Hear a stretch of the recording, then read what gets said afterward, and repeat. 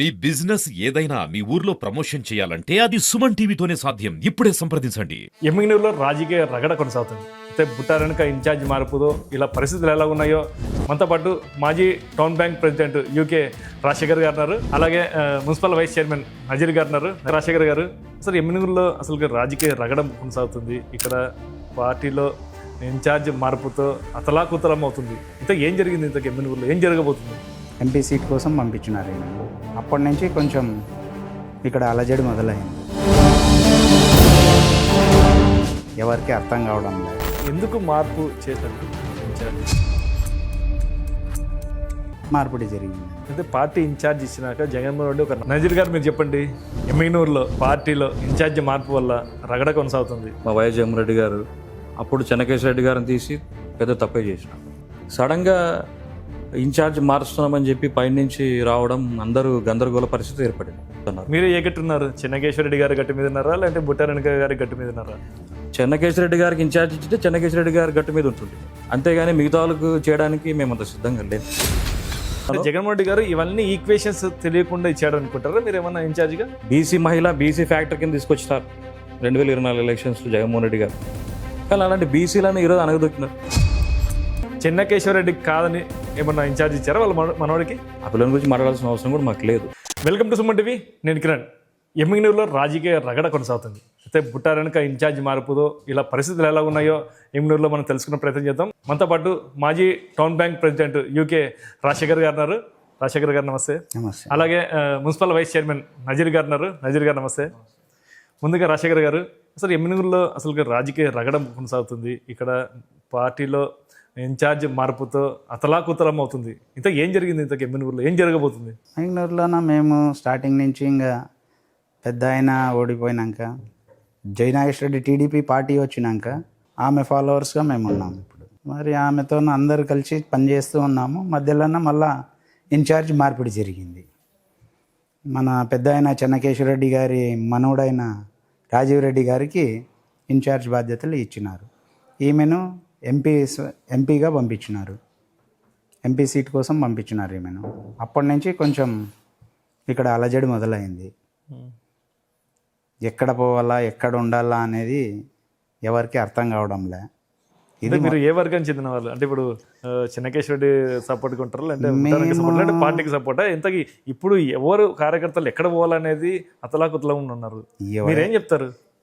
ఏ కార్యకర్తలు ఎటు పోయినా అందరూ జగన్ పని చేయాల్సిందే కదా, వైఎస్ఆర్సీపీ తరపున పని చేయాల్సిందే. సో మేము ఎక్కడున్నా వైఎస్ఆర్సీపీ పార్టీకే పనిచేస్తాం. ఇప్పుడు ఇన్ఛార్జ్ మార్పు వల్ల పార్టీలో నష్టం జరిగిపోతుందని చెప్పేసి సంకేతాలు అయితే బయటకు వచ్చాయి. దీన్ని ఎలా చూడొచ్చు? అట్లాంటిది ఏం లేదండి, నష్టం జరిగేదంటూ ఏం లేదు. ఆమె కూడా మాకు పని చేయమని చెప్తుంది. ఎమ్మెల్యే రేపు క్యాండిడేట్ ఎవరు వచ్చినా వాళ్ళకి పని చేయాల్సిందే, ఎంపీ ఎవరు వచ్చినా వాళ్ళకి పని చేయాల్సిందే కదా.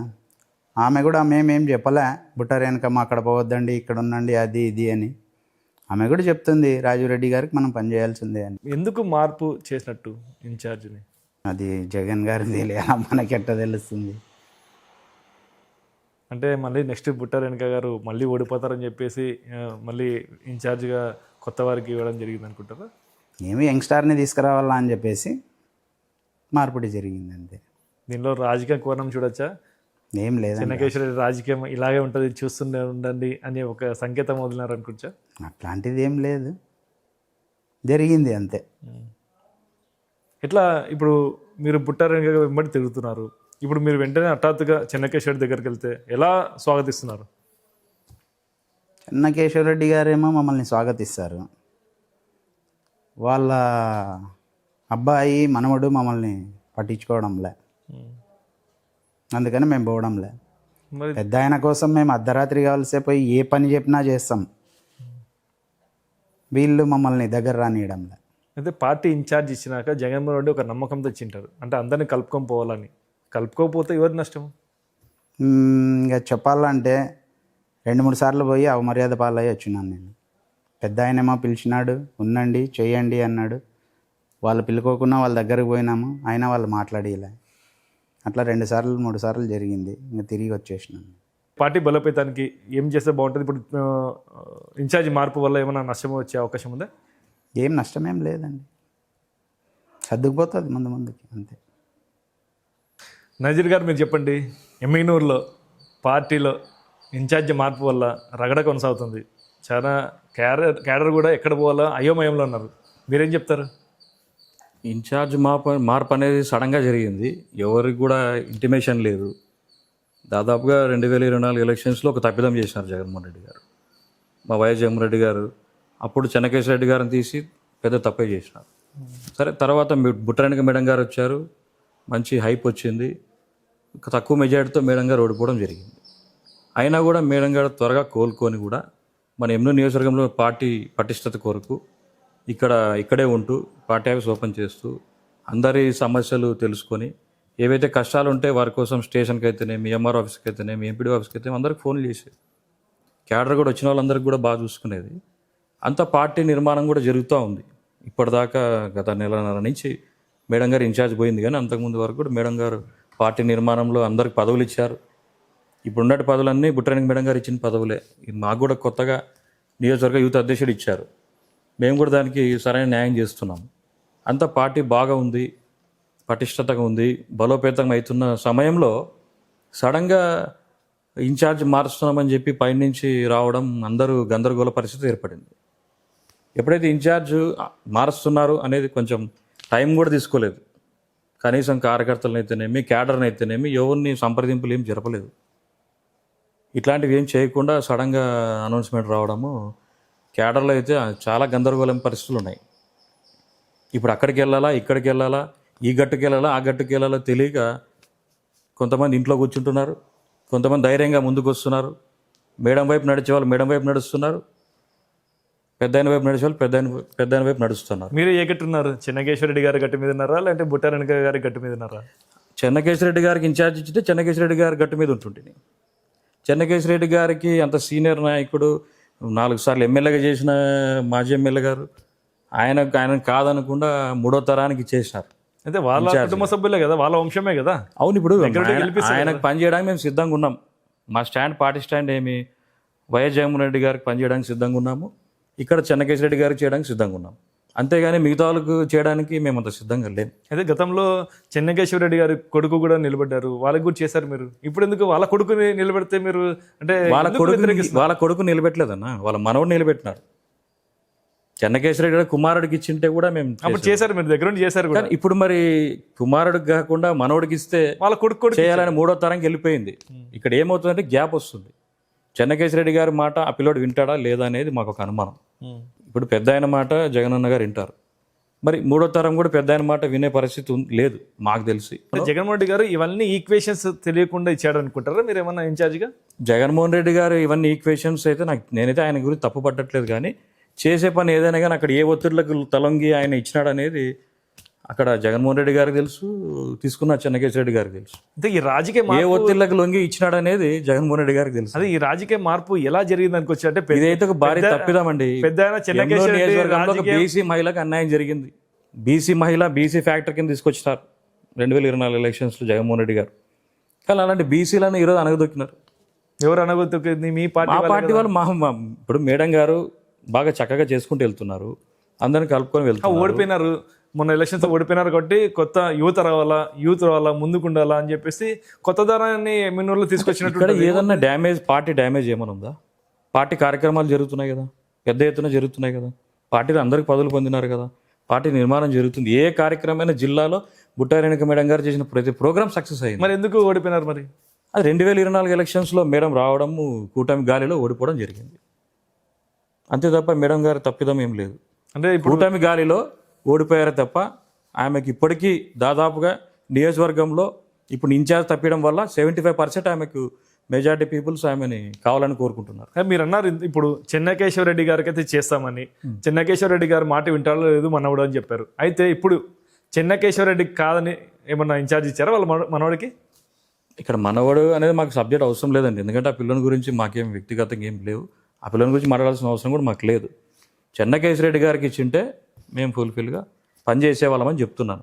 ఎందుకంటే ఆ కుటుంబం నుంచి మేము వచ్చినాం. మా ఫాదర్ అయితేనే, నేనైతేనే మా కుటుంబం నుంచి వచ్చిన వాళ్ళమే ఈరోజు ఈ స్థాయిలో వైస్ చైర్మన్ స్థాయిలో కూర్చొని మాట్లాడుతున్నామంటే ఆయన పెట్టిన మాకు ఇచ్చిన రిగార్డే. కాబట్టి ఆయనకు ఎప్పుడైనా కానీ మేము అందుబాటులో ఉంటాం, ఆయన ఎప్పుడు ఫోన్ చేసినా వెళ్తాం. కానీ అక్కడ సరైన విధానాలు లేవు, విధి విధానాలు లేవు. మీరు అన్నారు కదా చెన్నకేశ్వరరెడ్డి గారు మొత్తం నేను రాజకీయంగా ఎదగాలంటే అతనే కారణం అన్నారు కదా. చెన్నకేశ్వరరెడ్డి గారు నా మనవడిని గెలిపియండి అని చెప్పేసి అంటే మీరు గెలిపిస్తారా లేదా, అంటే సపోర్ట్ చేస్తారా లేదా, తిరుగుతారా లేదా? చెన్నకేశ్వరరెడ్డి గారికి చేయమంటే చేస్తామండి, చెప్తున్నాం. మా యొక్క స్టాండ్ చెన్నకేశ్వరరెడ్డి గారే నా మనవడిని ముందు పెడుతున్నాను, నేనున్నా ఒకటే, నా మనవడు ఉన్నా ఒకటే. ఆల్రెడీ చెన్నకేశ్వరరెడ్డి గారు ఆ మాట చెప్పారండి, పిలిపించడం జరిగింది. చెన్నకేశ్వరరెడ్డి గారు ఆ మాట చెప్పడం జరిగింది. సరే అని అందరు కూర్చొని ఇన్ఛార్జ్ గారు కూడా మాట్లాడినారు, సరే అన్నారు.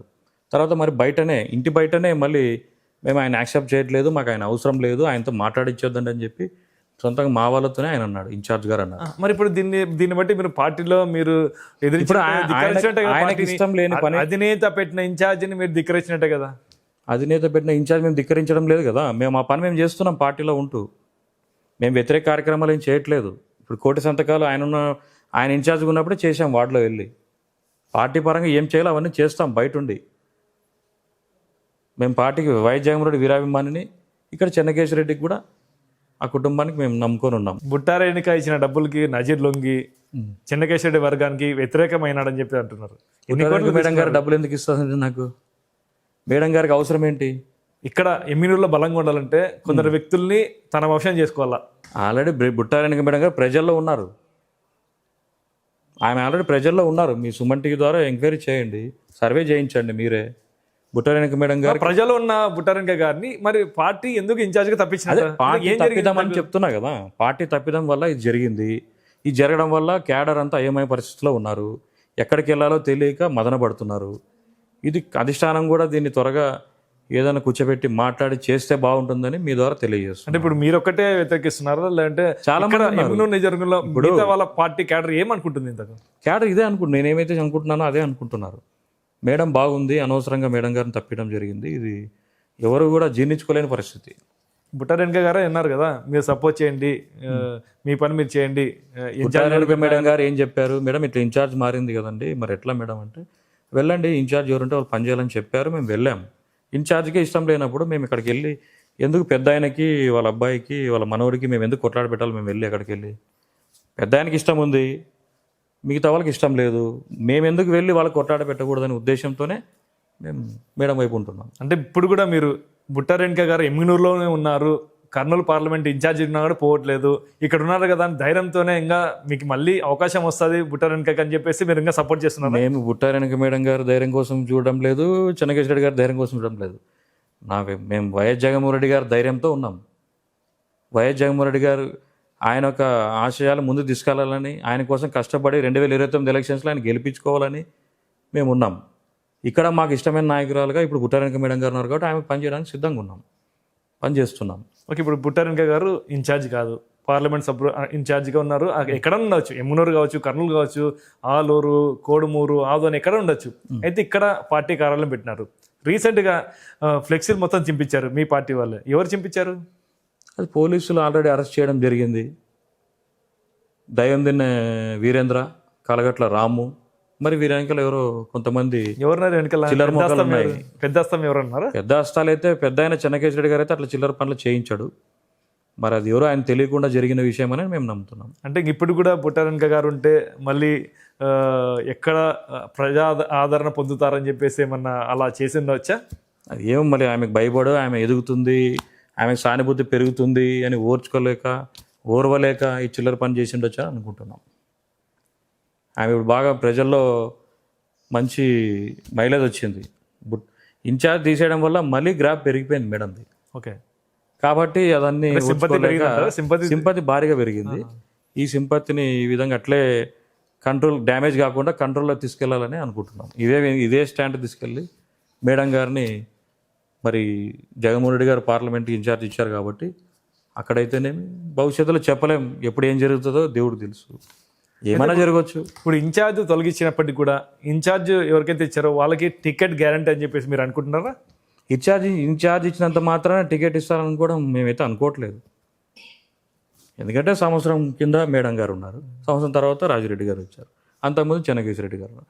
మళ్ళీ సంవత్సరం పోతే ఎవరు వస్తారో? వీళ్ళిద్దరు కదా మూడో వ్యక్తి వస్తారో.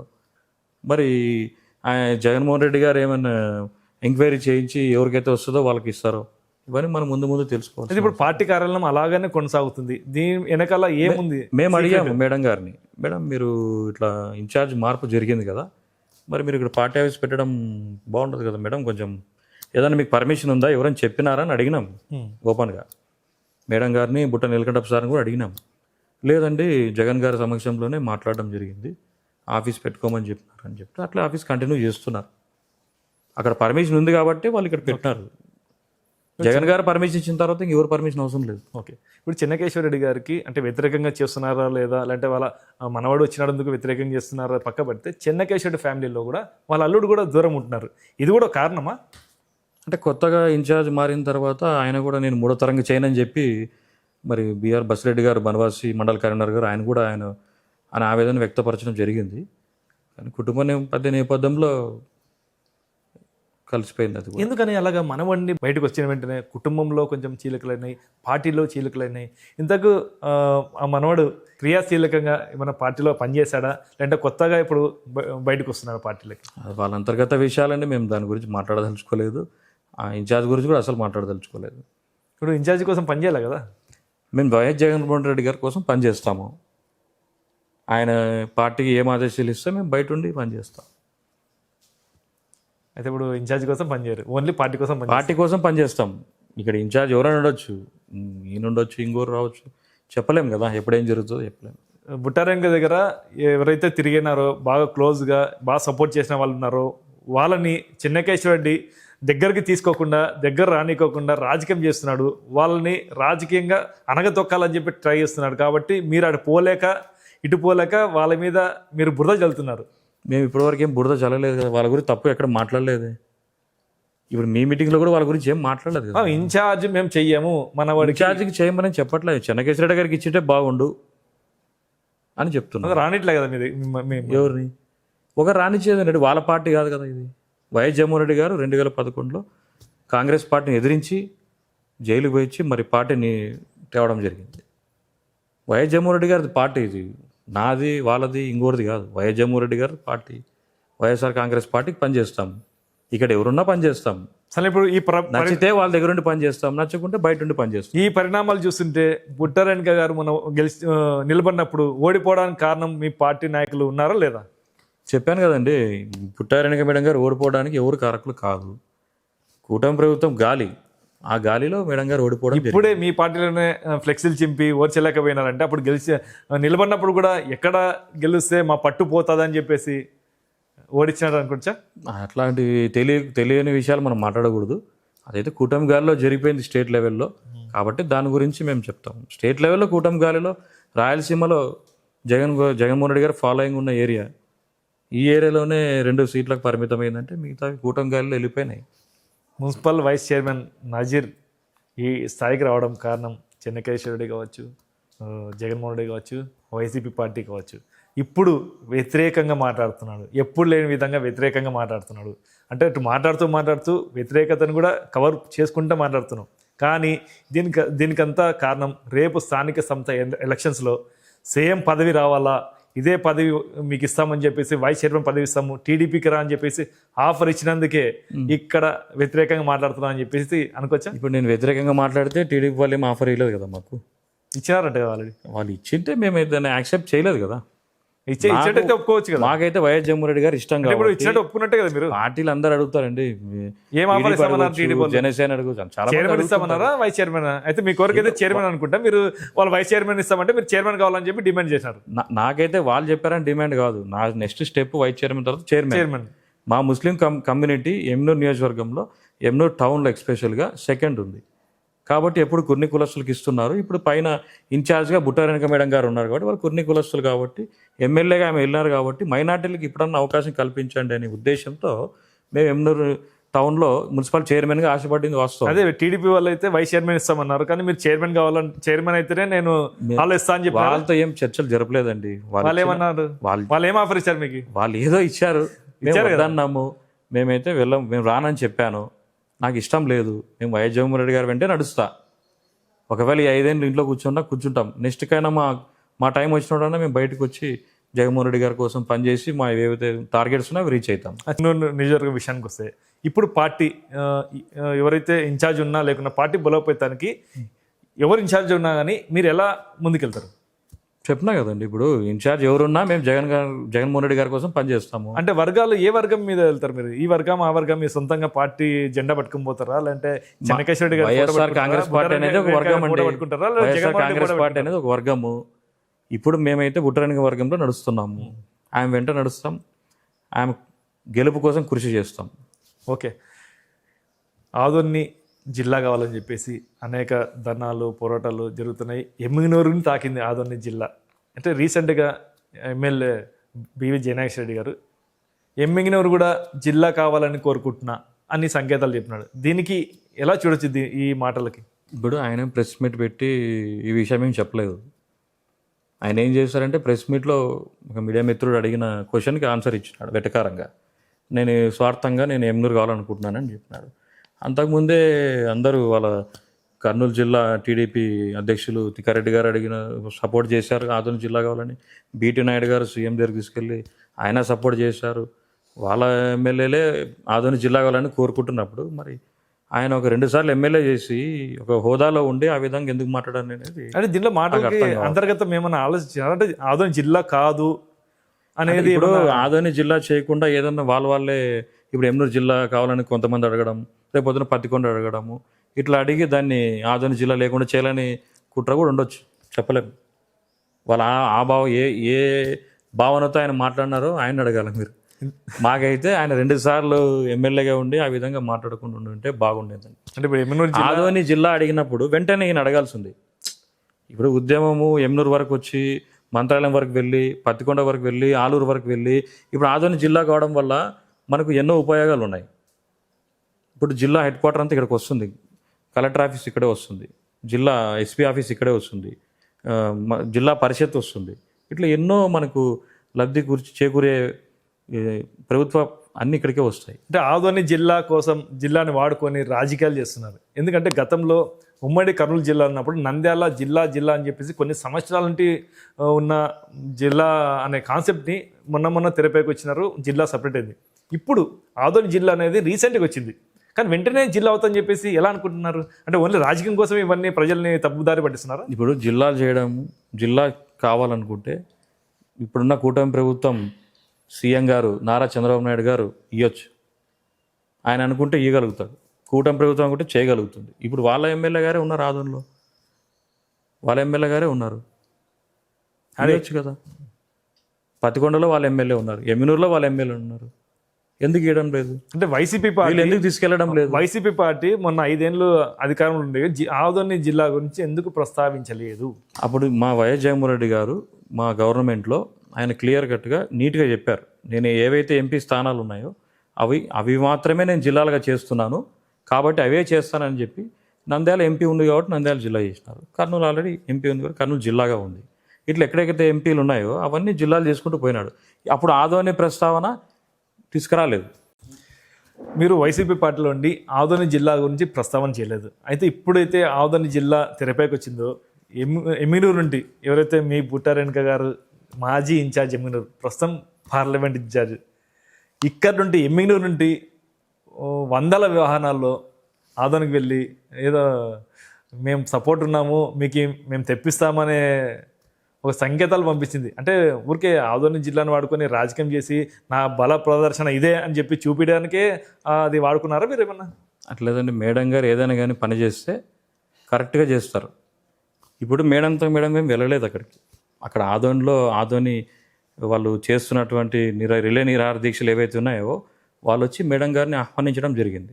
మీరు మాకు మద్దతుగా తెలపాలి మేడం, మీరు ఖచ్చితంగా వచ్చి ఆదోని జిల్లాగా కోరుకుంటున్నాము, మీరు వచ్చి మాకు మద్దతు తెలపాలని చెప్పి వాళ్ళు కోరడంతో, అంటే మద్దతు తెలపాలంటే బుట్టారెడ్డితో పాటు మొత్తం వర్గాన్ని మొత్తం తీసుకున్నామని చెప్పారు వాళ్ళు. ఇప్పుడు అట్లా కాదండి, ఇప్పుడు ఒక ఉద్యమం మొదలవుతుందంటే ఎక్కడి నుంచి ఒక చోట ఒక ఇంపాక్ట్ మంచిగా ఉండాలి. చూపించుకోనికనే వాడుకున్నారు. ఏ విధంగా తీసుకోవచ్చు అండి. మేమైతే జిల్లా కోసం పనిచేయడానికి, జిల్లాకు మద్దతు తెలపడానికే వెళ్ళాం. ఏదో బల ప్రదేశం చేపించుకోవాల్సిన అవసరం మాకేం లేదు. వాహనాలు వాళ్ళు ఎట్లా తీసుకుంటే వాళ్ళ ఇష్టం, అది మనం ఏం చేయలేం. దాన్ని ఎవరేం చేస్తారండి. మేమైతే జిల్లా కావాలని కోరికతో పోయినాం. జిల్లా అయితే మంచి జరుగుతుంది అనే ఉద్దేశంతో పోయినాం. అంతే తప్ప మేమేమి వెహికల్స్ 50-60 వెహికల్స్ పెట్టినారు, 75 వెహికల్స్ పెట్టినారు, అంత అవసరం ఏమంటే ఆదోని జిల్లా కావాలంటే అవసరం అండి. ఒక నియోజకవర్గం నుంచి 60-70 వెహికల్స్ పోయినాయంటే ఆ ఇంపాక్ట్ పై వరకు పోతుంది కదా. ఒక్క నియోజకవర్గం చంద్రబాబు నాయుడు దగ్గరికి వెళ్ళాలనే ఉద్దేశంతోనే పోయినాం మేము. అదే అండి, ప్రతి ఒక్క నియోజకవర్గం నుండి ఎమ్మెల్యే కానీ ఇన్ఛార్జ్ కానీ ఏమన్నా వాహనాలు తీసుకొచ్చారా? ఓన్లీ కేవలం బుట్ట రేణుక గారు ఒక్కటే మా ఉద్దేశం ఏంటంటే ఉద్దేశం ఏంటి? మా ఉద్దేశం అంటే కూటమి ప్రభుత్వంలో ఉండే వాళ్ళు కూడా ఎవరు అంతమంది ఎవరు కూడా మద్దతు తెలపడం లేదు కాబట్టి అందరు తెలుపుతారండి. అంటే జనబలము ప్రదర్శన చూపిస్తున్నారు కదా. ఎవరైనా ఎట్లా అనుకోవచ్చు. మేమైతే ఒక ఆదోని జిల్లా కోసమే వెళ్ళాం. ఓకే, ఆదోని జిల్లా కావాలనే ఉద్దేశంతో రాజకీయం లేదు. బలప్రదర్శన చేసుకోవాల్సిన అవసరం ఏముంది మాకు? ఇప్పుడు బలప్రదర్శన చేసుకోవాల్సిన అవసరం ఏముంది? ఆదోని జిల్లా వెళ్తున్నాం. అంటే ఎమ్మెనూరు ఇన్ఛార్జ్ లేకుండా నా బలం ఉంది అని చెప్పి చూపించుకునేకి మంచి ఒక సోషల్ మీడియాలో ఒక వీడియో కూడా వచ్చింది బయటికి, ఒక వాహనాలతో సహా. మేడం మేడం వెళ్ళలేదు కదా, వాళ్ళు పిలిచినారు. మేడం ఎప్పుడు వెళ్ళినా దాదాపు 10 వెహికల్స్ కామన్గా వెళ్తాయి. ఏ నందవరం ప్రోగ్రాంకి వెళ్ళినా, ఎమ్నూరు మండలం ప్రోగ్రాంకి వెళ్ళినా, గోనియండ్ల మండలం వెళ్ళినా 10-15 వెహికల్స్ వెళ్తాయి. అలాంటి ఆదోనికి వెళ్ళాలనుకున్నప్పుడు మేడం గారు ఒక పిలుపు మేరకు నేను ఇట్లా ఆదోనికి వస్తున్నాను, నేను ఆదోనికి వెళ్ళాలి, ఇట్లా మనకి జాయింట్ ఎస్కలేషన్ కమిటీ వాళ్ళు పిలిచినారు, మరి ఆదోని జిల్లా కొరకు వాళ్ళు రమ్మంటున్నారు అని ఒక పిలుపు మేరకు మాకు తెలియడం జరిగింది. అదేవిధంగా మేము ఇక్కడ టౌన్లో అయితేనేమి, ఎమ్నూరు మండలం అయితేనేమి, నందూరు మండలం అయితేనేమి, గోనియండ్ల మండలం అయితే అందరికీ తెలియజేసినాం. మేము వస్తాం ఆదోని జిల్లా అయితే మనకు కూడా బాగుంటుందనే ఉద్దేశంతో అందరూ ఆటోమేటిక్గా మేడం ఒక పిలుపు మేరకు వచ్చినారు. మేడం ఒక పిలుపు మేరకు అంతమంది వచ్చినారు తప్ప ఎవరు దాన్ని ఉద్దేశపూర్వకంగా ఎవరైతే రాలేదు. అంటే నా బలం కావాలి మేడం పిలుపు మేరకు, నా బలం ఇంత ఉందని చెప్పేసి అధిష్టానం తెలియాలా, జగన్కి తెలియాలని చెప్పేసి ఒక సంకేతం అనుకోవచ్చా? అంటే జగన్ గారికి తెలియకుండా ఉంటుందండి. మేడం గారిది కెపాసిటీ, మేడం గారికి ఒక సత్తా తెలియకుండా ఉంటుందా? సత్తా లేదు కాబట్టి ఇన్ఛార్జ్కి తీసినారండి. సత్తా లేదని ఎందుకు అనుకుంటారండి మీరు? ఒక పిలుపు మేరకు మన జరిగిన ఆదోని కార్యక్రమం జిల్లా కోసం కావడానికి దాదాపు 80 వెహికల్స్తో వెళ్ళినాము. సత్తా లేదని ఎట్లా అనుకుంటారు? జగన్మోహన్ ఆమెకు సత్తా ఉంది, ఆమె క్యాడర్ ఉంది, ఆమె ప్రజల మన్నలు పొందుతుంది, ఆమెకు 75% ఇప్పటికీ మీరు ఎంక్వైరీ చేయండి. ఎమ్నూరు నియోజకవర్గంలో ఆమెను కోరుకుంటున్నారు బలంగా. నేను ఓపెన్ అయ్యి బయటకు వచ్చి మీతో మాట్లాడుతున్నాను. చాలామంది ఇది బయటికి మాట్లాడడం లేదు. అయితే ఇన్ఛార్జ్ మళ్ళీ మేడంకి సత్తా ఉంది, మళ్ళీ మేడం గారి సత్తా ఏమనేది ముందు చూపిస్తాం. మేము మాట్లాడడం ఆ సత్తా ఏమనేది ముందు చూస్తారు. ఓకే అండి, ఎమ్మిగనూరు నియోజకవర్గం విషయానికి వస్తే ఇప్పుడున్న ఎమ్మెల్యే జయనాష్ రెడ్డి ఎంతగానో కలగంటున్న టెక్స్టైల్ పార్క్ తీసుకొచ్చారు. మీరు ఎందుకు తేలేకపోయినారు? మేము తెచ్చింది ఆయనే. టెక్స్టైల్ పార్క్ వాళ్ళ ఫాదర్ తీసుకొచ్చినారు. మేము దాన్ని ఇంప్లిమెంట్ చేయాలని చూసినాము. మా గవర్నమెంట్లో కూడా ఇంప్లిమెంట్ చేయడానికి కూడా చూసినాం, కానీ కాలేదు. ప్రయత్నాలు అయితే చేసినాము, అది కాని దానిగా మిగిలిపోయింది. మేము దానికోసం అక్కడ ఏం చేసినామంటే పవర్ ప్లాంట్ తీసుకొని వచ్చి పెట్టినాం. ఫ్లాట్లేసి అమ్మేశారా? ఫ్లాట్లు అది ఈ గవర్నమెంట్ లబ్ధి కోసం తీసుకొచ్చి పెట్టినది వెంచర్. అది ఆ వెంచర్ గవర్నమెంట్కి ఆదాయం పోతుంది కదా. దాంట్లో కోసం కేటాయించిన భూమిని ఫ్లాట్లేసి మీరు పొరపాటు పడుతున్నారు. టెక్స్టైల్స్ పార్క్ కేటాయించిన భూమి ఇటువైపు మన నవోదయ దాని ఆపోజిట్లో ఉంది. మేము ఫ్లాట్ల కోసం కేటాయించిన భూమి అటుపక్క ఉంది, ఫారం దగ్గర ఉంది. కాబట్టి దానికి మేమేం అడ్డుకోలేదు టెక్స్టైల్స్ పార్కుని. మేము ఇప్పుడైతే నిర్మాణం పనులు కొనసాగుతున్నాయి, దానివల్ల ఎంతమంది చేనేతలకు బాగుపడతారు చూద్దాం. ఇంకా నిర్మాణ దశలో ఉంది, అది పూర్తి కావాలి. ఆల్రెడీ 18 నెలలు పూర్తయింది. పనులు జరిగితే స్వాగతించాలా కానీ ఇంకా జరుగుతుంది ఆగిపోతుంది అని చెప్పేసి మీరు నేను ఏమంటున్నానంటే ఇప్పుడు గ్రౌండ్ లెవెల్లో ఉంది. ఇంకా రోడ్డు వేసినారు, పక్కన కాలువలు వేసినారు. ఇంకా టెక్స్టైల్స్ పార్క్ కట్టాలంటే ఎన్నేళ్ళు పడుతుందో, అది ఎంతవరకు వాళ్ళు ముందు తీసుకెళ్తారో. 18 నెలలు టైం ఆల్రెడీ అయిపోయింది. ఇంకా 3 ఏళ్ళలో వాళ్ళు ఏం చేస్తారో చూస్తాం. మరొక మీటింగ్లో దాని గురించి చెప్తాం. ఇప్పుడైతే ఆ దిశలో ఉంది. అంటే ఒకవేళ అది ప్రారంభం దిశలోకి వస్తే కొంచెం ఎమ్మిగనూరులో చేనేతలు అయితే వాళ్ళకి మంచి ఉపాధి కల్పిస్తారు. ఉపాధి కల్పించినట్టే. దాన్ని స్వాగతిస్తారు లేదా మీరు? స్వాగతిస్తాం. ప్రజలకు మంచి చేసే పని ఎవరు చేసినా స్వాగతిస్తాం. దాంట్లో ఎటువంటి డోకా లేదు. ప్రజలకు మంచి, మా ఎమ్నూరు నియోజకవర్గం మంచి జరుగుతుంది టెక్స్టైల్స్ పార్క్ వల్ల అని వాళ్ళు తీసుకొచ్చి పెట్టినారు. అది ఓపెన్ చేసిన తర్వాత ఇప్పటికే స్వాగతిస్తున్నాం. దాన్ని పూర్తి చేయండి, పూర్తి చేసి చూపించండి, మేము అప్పుడు దాన్ని నమ్ముతాం. ఓకే, చివరిగా చెప్పండి, బుట్ట రేణుక గారు ఎమ్మిగనూరు నుంచి పంపిస్తే మీరు ఎలా పనిచేస్తారు? ఎక్కడికి పంపిస్తాయండి? ఎమ్మిగనూరు పార్లమెంట్కి, కర్నూలు హెడ్ క్వార్టర్కి పంపిస్తే. ఆల్రెడీ పోయినారు కదండి, మళ్ళీ ఆఫీస్ కార్యాలయం కూడా. కార్యాలయం గురించి నేను మాట్లాడదలుచుకోలేదు, ఎందుకంటే కార్యాలయం అనేది ఆయన వ్యక్తిగత విషయం.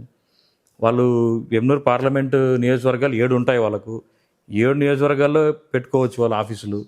కర్నూలు హెడ్ క్వార్టర్ పెట్టుకోవచ్చు, మన వాళ్ళ ఇష్టం, అది వాళ్ళ స్టాండ్. అంటే రాజకీయంగా డిస్టర్బెన్స్ వస్తుంది, క్యాడర్ దెబ్బతింటుంది, ఇక్కడ కార్యాలయం కాకుండా హెడ్ క్వార్టర్లో కార్యాలయం పెట్టుకొని నడిపించి రావచ్చు అని చెప్పేసి ఇప్పటికే మేడం గారికి సానుభూతి బాగా వచ్చింది.